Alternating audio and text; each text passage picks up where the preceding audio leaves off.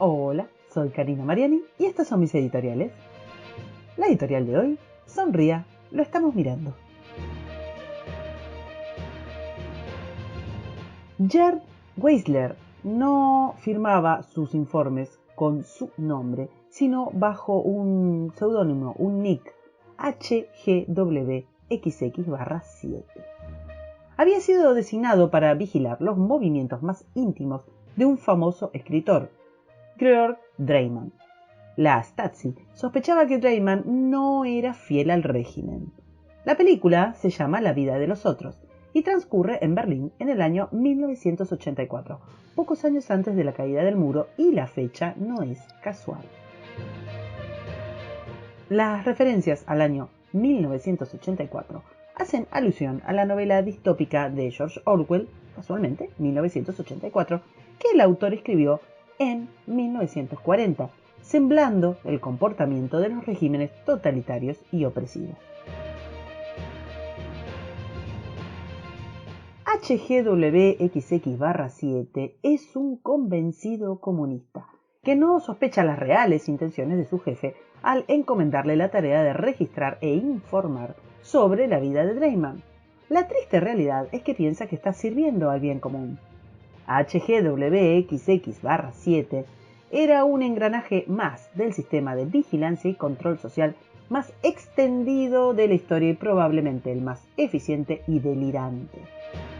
El Ministerio para la Seguridad del Estado fue conocido coloquialmente como la Stasi, creada el 8 de febrero de 1950, cuya misión era ser el servicio secreto tanto fuera como dentro de la extinta República Democrática Alemana, la RDA.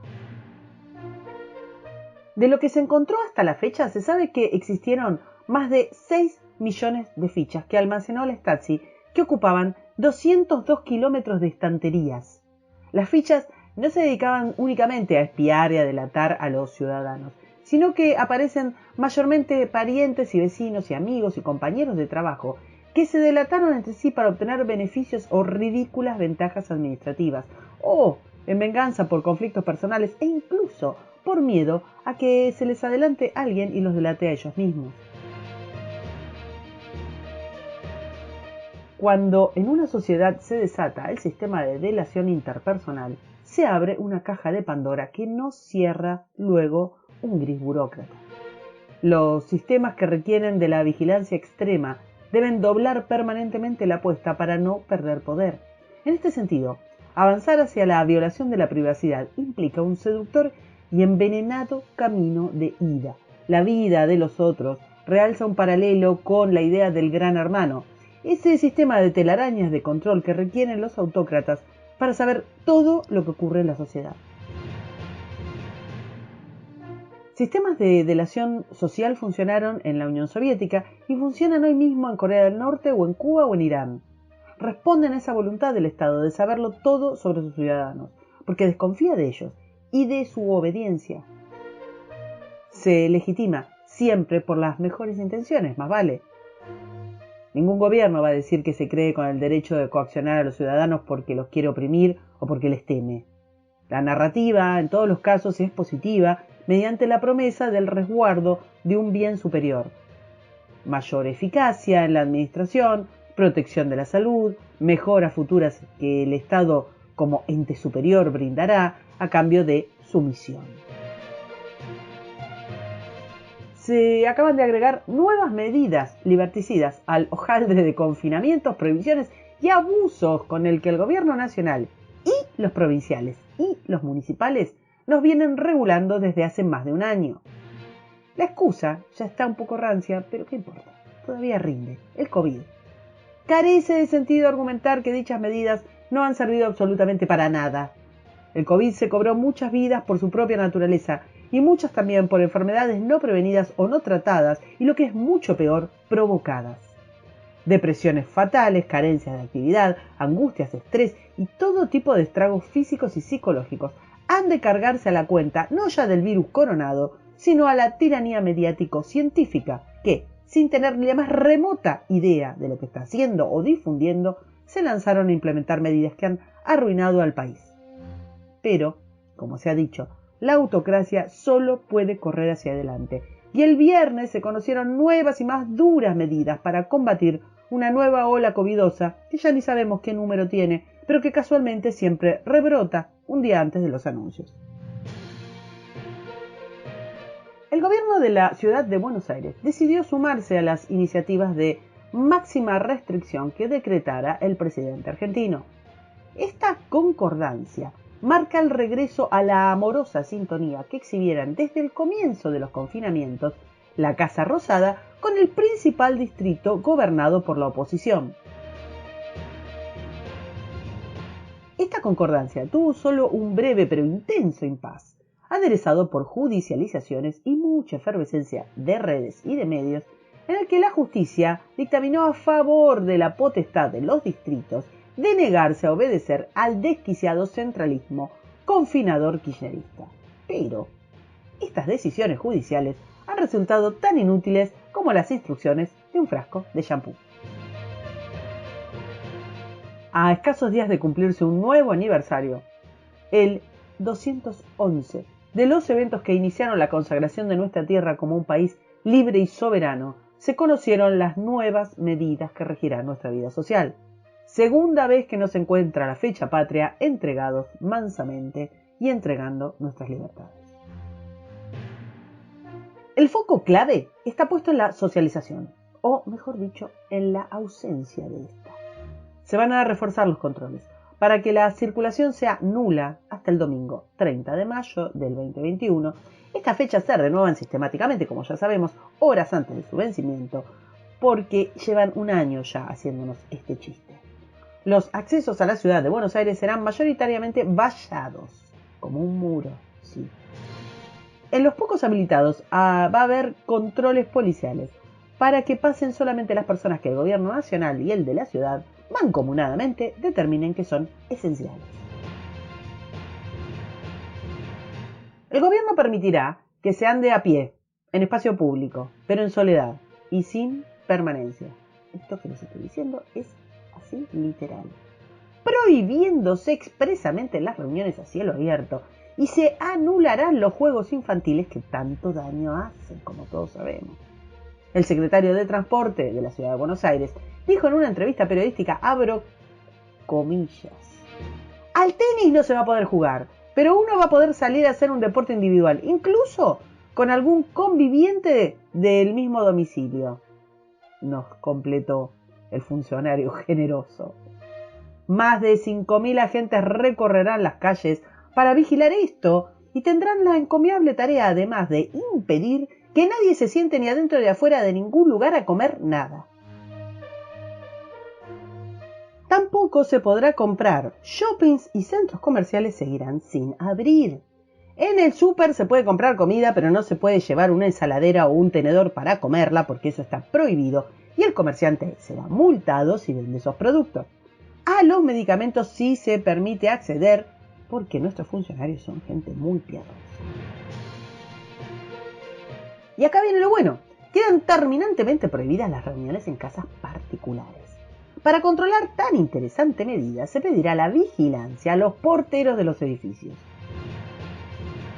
Y se habilitará la línea telefónica que habitualmente sirve para pedir asistencia en caso de accidentes o robos, por ejemplo. Dicha línea, el 911, estará para que se denuncie el ilícito de usar la casa propia de una forma indeseada para el poder. Esto no deja de ser auspicioso si se considera que la eficacia del 911 es similar a la de las instrucciones del frasco de shampoo y de los dictámenes judiciales anteriormente referidos. Mientras duró la República Democrática Alemana, la Stasi no paró de crecer. Su volumen y objetivos pasaron a ser un auténtico delirio que, según constan los registros, tenía un informante por cada 6.5 ciudadanos. Al comienzo, hacia los años 50, eran informes y notas lo que abundaba, pero en los años 80, con el ingreso de la fotografía, se convirtió este instrumento en un arma que creció exponencialmente. Existen muchos sitios especializados en la historia reciente que muestran que se escondían cámaras dentro de los yesos de los brazos, bolsas de compra, libros y corpiños. Pero esto ya no será necesario si los porteros de los edificios cuentan con las cámaras de seguridad de ingreso a los mismos. Vaya paradoja funcional que resultaron ser estos aparatitos. Un rumor o suposición se convertía en la RDA automáticamente en una prueba judicial, y cada mirilla era una trinchera. Al poco tiempo todos eran jueces y verdugos. La gente común ayudó a la localización de los sospechosos. En busca de la utopía del control total, se denunciaba a amigos, colegas, a esposos, hijos y vecinos. La fantasía era estar al tanto de absolutamente todo lo que ocurría en el interior de la vida privada de las personas. Con ese objetivo, distribuían agentes por todo el territorio, que a su vez reclutaban informantes. Había sistema de vigilancia en hoteles, en hospitales, en clubes. No fue la Stasi la única que promovió el control social a través de los entramados de las relaciones interpersonales. Un ejemplo autóctono fue el jefe de manzana peronista. Se trataba de un eficaz mecanismo dedicado a delatar vecinos contrarios a Perón y a Evita. Otro ejemplo, siempre vigente, es el de la sempiterna dictadura cubana. En un largo discurso pronunciado el 28 de septiembre de 1960, Fidel Castro anunció la creación de los Comités de Defensa de Revolución, los famosamente conocidos como CDR. Los llamó Sistemas de Vigilancia Revolucionaria Colectiva, sus ojos y oídos en cada barrio. Los CDR, conformados por más de 8 millones de cubanos mayores de 14 años, informaban sobre lo que opinaban, compraban, comían los vecinos, si trabajaban o si estudiaban, sus opiniones políticas y sus gustos sexuales.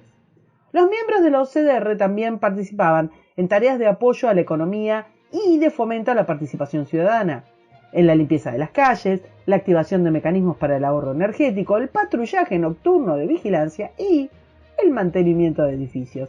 Vaya ironía.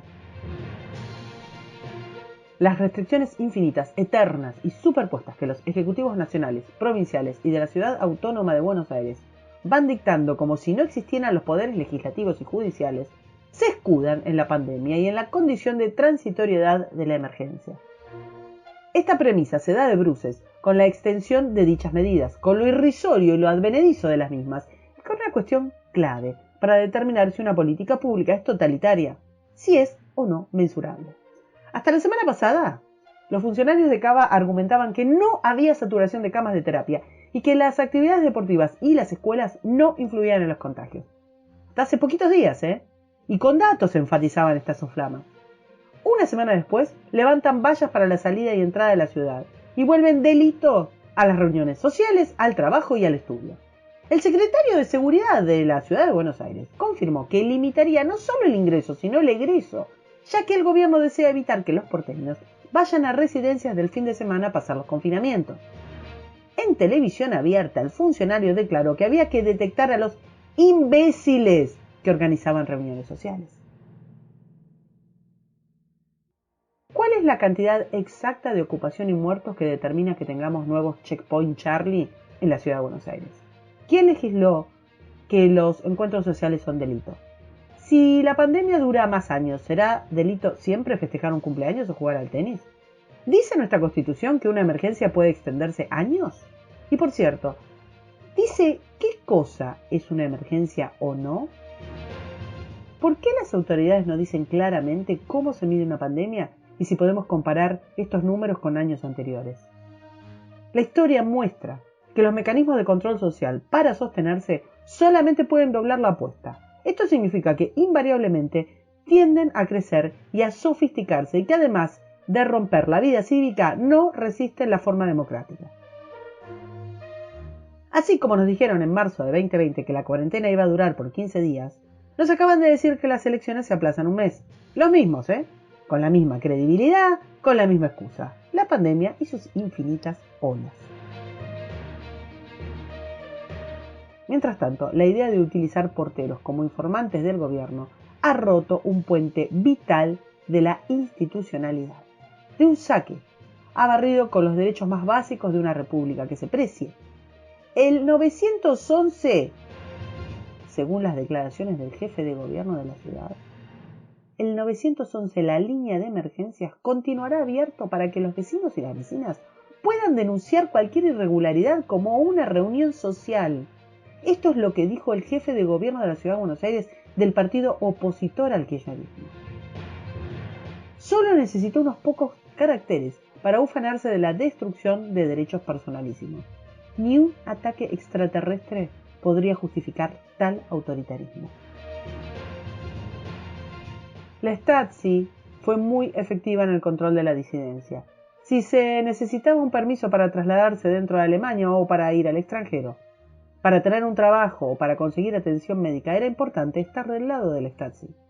Podemos llamarlo una especie de represión blanda que logró que nadie se sintiera seguro, nunca, porque siempre había razones para sospechar de alguien cercano, que cualquiera que estuviera entre nosotros fuera un delator. Un mecanismo de tortura colectiva que tardó generaciones en sanar.